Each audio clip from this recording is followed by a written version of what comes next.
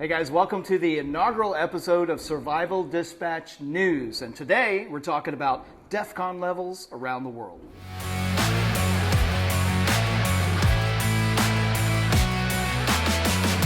Hey guys, today's video is sponsored by VersaCarry. Now just to be clear, VersaCarry did not compensate us, they did not pay us to mention them or their products. They did, however, send us some really cool stuff, including this holster and belt combo, which is coming out in 2023. Yes, we get to see some things that aren't quite available yet, but it is coming soon. And I got to tell you, the entire Survival Dispatch team loves this VersaCarry stuff. It's worth noting that everything that VersaCarry makes is made right here in the good old US of A in their Texas plant. Make sure you check the description. We will have a link so you can check out all the VersaCarry products.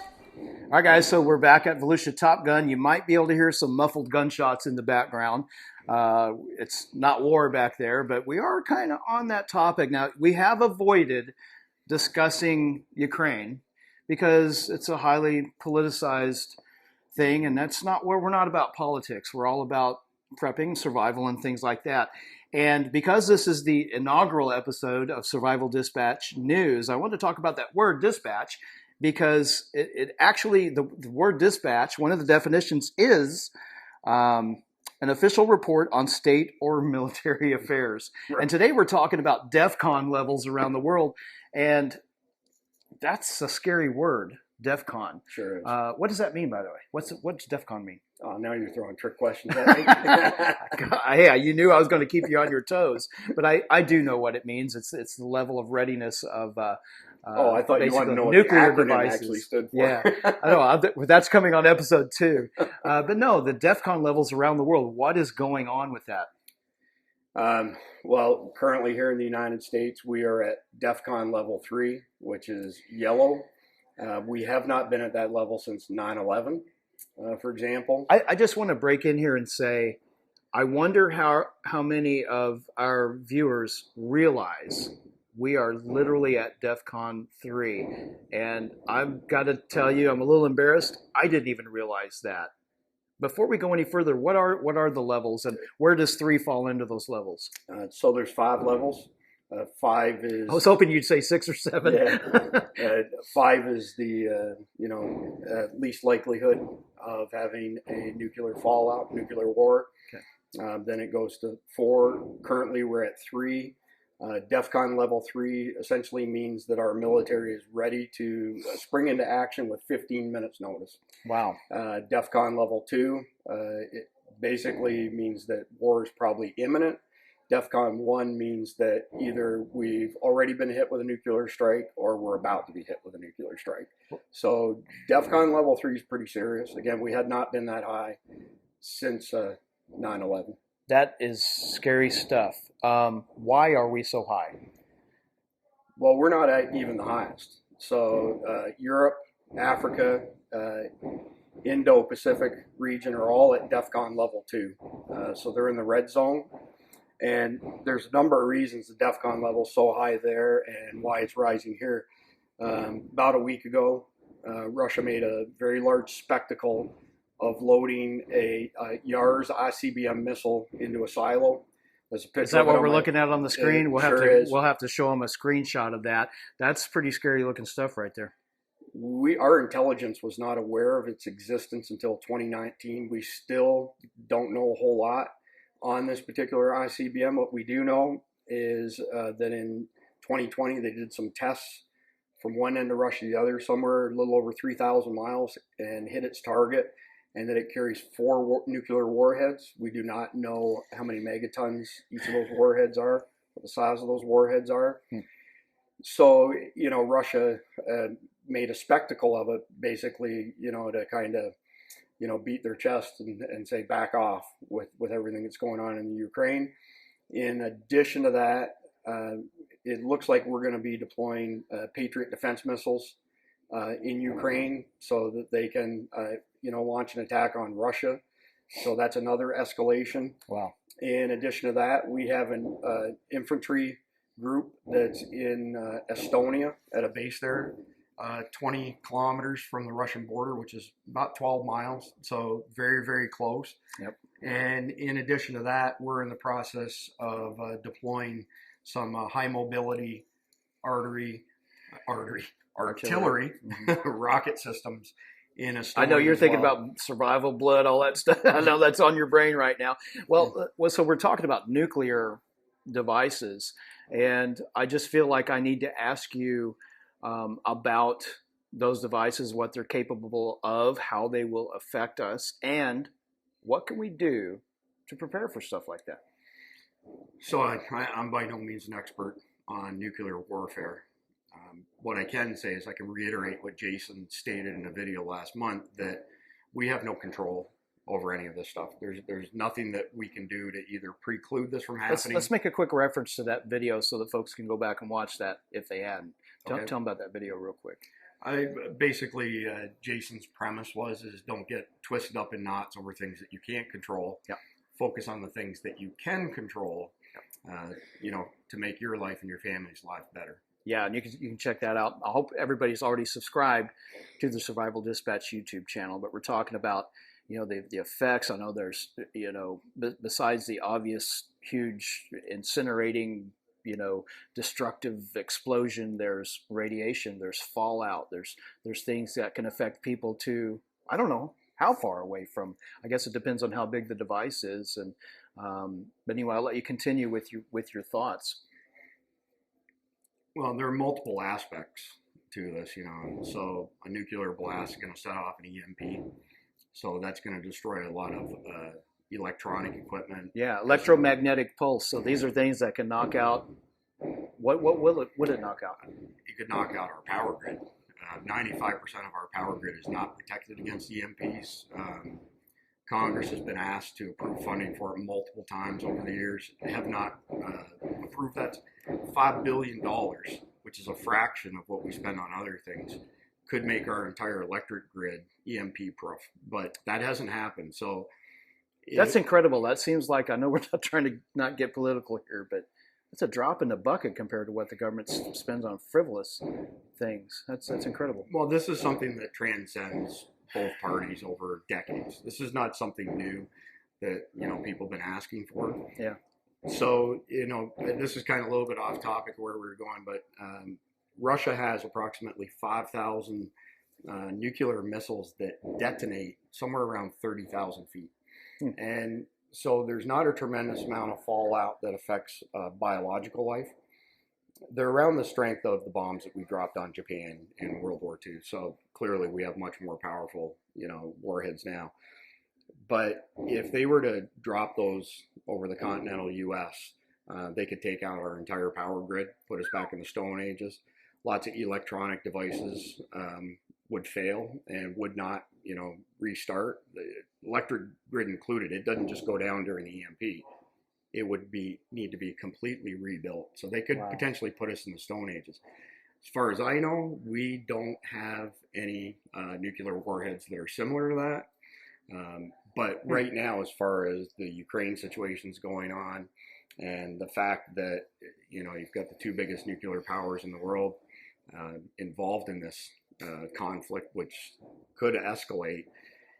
Again, I defer back to Jason. Let's not get all twisted up in knots over things we can't control. Yeah. But as we kind of progress with SDN, Survival Dispatch News, we're going to start reporting on news, but we're going to take a slightly different tactic to other people. We're not going to be Chicken Little and say the sky's falling, spread a bunch of fear and whatnot. Yeah. But what we're going to attempt to do is take what's going on in the world and what you can do as a prepper so that you and your family can survive, an SHTF event or stand the greatest chance of survival.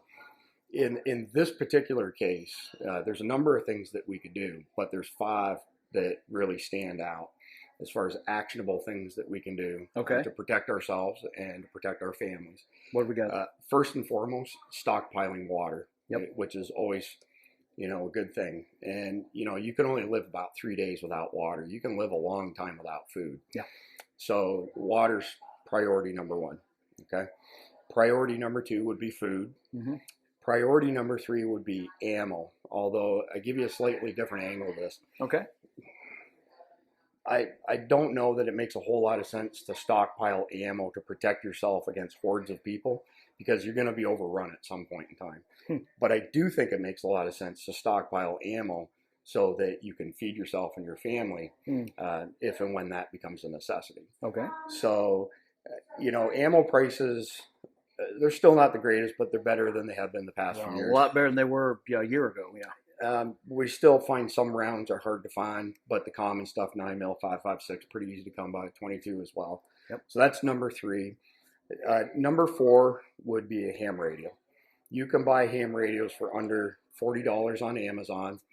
And so I can give you like a real world example. When Hurricane Ian hit us a couple months back, we lost internet and we lost cell phone service in Ormond Beach here on the north side of Daytona. We used our ham radios to monitor the National Weather Service.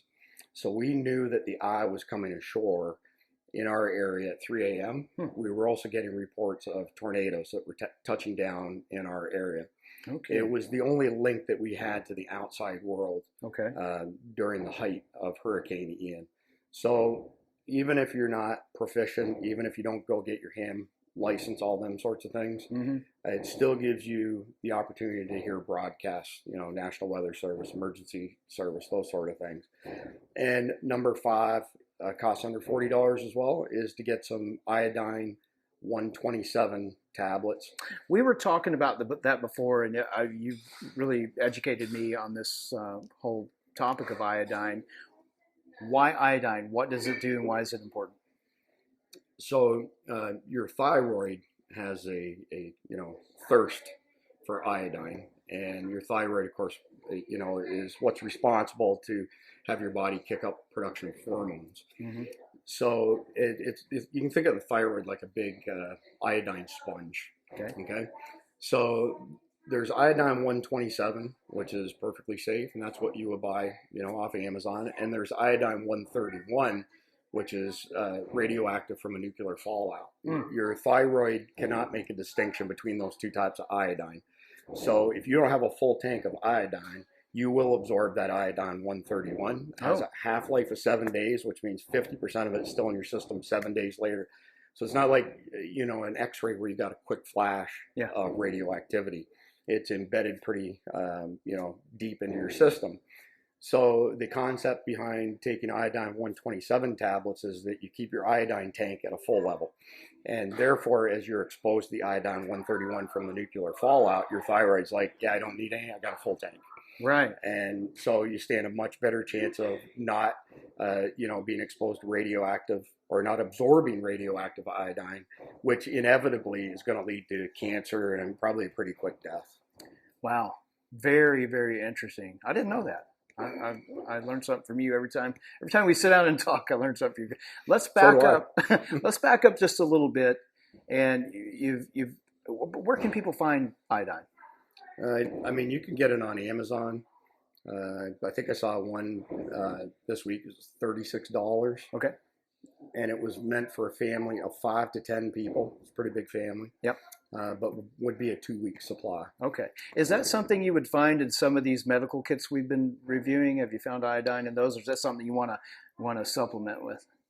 The standard FAKs that we have seen, I have not seen it in there. I haven't either.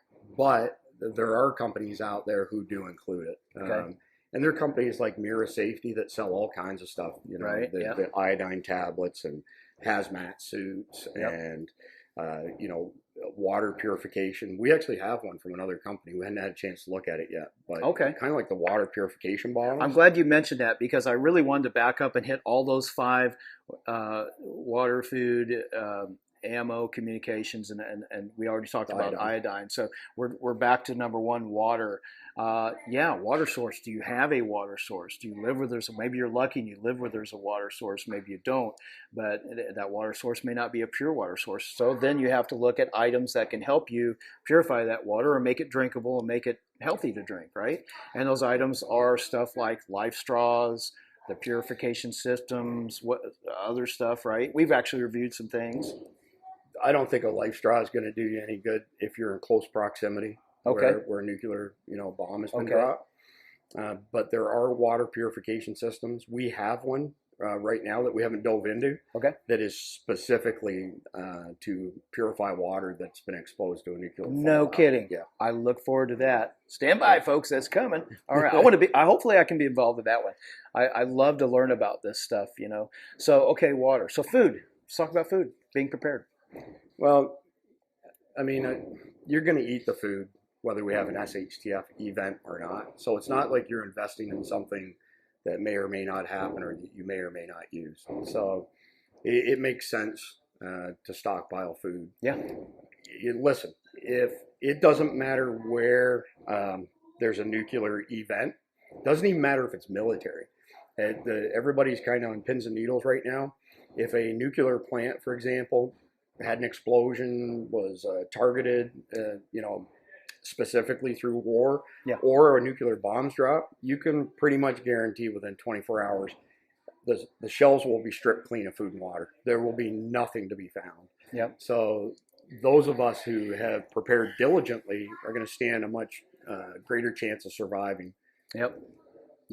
And, that's something that I've kind of accidentally done myself at home, being an animal person. I've stockpiled water for quite some time because I have a lot of animals, for instance. And so, yeah, water, food, ammo. Yeah, you better get it while you can, right? Because it's going to disappear if something hits the fan. It will. Yeah, for sure. And people panic buy, and you may have an oddball caliber, and you may think, they're not going to clean out the oddball stuff. I shoot either a 10 millimeter fan. I'm going to call it oddball because most people are shooting 9.556, the two most prolific available calibers out there. But guess what? Other guys are going to say, well, I got 10 millimeter, I'm going to buy that, or I've got 44 Magnum, or I've got whatever it is, 32 ACP little pea shooters. They're going to clean that ammo out. So yes, I agree 100%, especially being a gun guy. And that's my passion, and it's been my life and lifestyle for quite a long time. So yes, buy that ammo, store that ammo, have it ready for survival. It may not be for self-defense, maybe for hunting, maybe for lots of purposes. It's more realistic. It absolutely is more realistic. Yeah. Communications, ham radios. This is something that's kind of new to me. I grew up with CB radios. You and I think, maybe had a discussion about that. And radios that can be, run off of a external power source, off a battery, or off of another type of power source. Ham radios. Where do you find a ham radio? There's a bunch of Chinese radios on Amazon. I've actually seen them as cheap as $30. No kidding. You don't need something spectacular just to be able to tune into the emergency weather service and whatnot. It'd be in everybody's best interest to have some window of communication to the outside world. Yep. Otherwise, you're going to be flying totally blind. Cool. And we talked about the iodine. Iodine's available without prescription. Yeah. To people. These are some of these things. Will Survival Dispatch offer some of these things when we get e-commerce powered up and running? We'll have a range of products when we delve in deeper into the e-commerce world. Yep. I can't say for sure what those products will be at this point in time. I'm definitely excited to see what comes down the pike. And as scary as it is, when we talk about these Defcon levels around the world, it's really about, we don't want to scare you. We want to help people. We want to make you think. It's thought-provoking. I find myself thinking, I need a little more of this. I need that. I need to prep for this. I need that. And those are 5 basic things you mentioned. Of course, there's other things that you can gather to prepare for events, whatever the event is. It may not be as bad as a nuclear war. I want to do say a little prayer when I say that. But that's what we're here for, guys. Survival Dispatch News. Want to dispatch that information to you, let you know what's up, not to scare you, but just to give you some thought-provoking ideas and things to help you prepare for unforeseen things that might come down the pike. So parting thoughts, Chris, about today's news and what people should be thinking about at the conclusion of this? Again, I'm going to defer back to Jason. Focus on the things that you can control, that we can control, to protect yourself and your family. And yes, there's all kinds of other things we could do. We could get into Faraday bags and stockpiling fuel and so on and so forth. And those are all good things. Yep. But I feel that if you look after those 5 things, water and food and ammo, have some communication, some iodine, you probably stand a 95+% better chance of surviving than the majority of people. Yeah, cool. There you have it, guys. Survival Dispatch News, episode 1, the inaugural episode. More episodes coming soon, probably real soon, and probably pretty often. Make sure, guys, as you're watching, hit that subscribe button, like, and share. And thanks again for watching. We'll see you next time.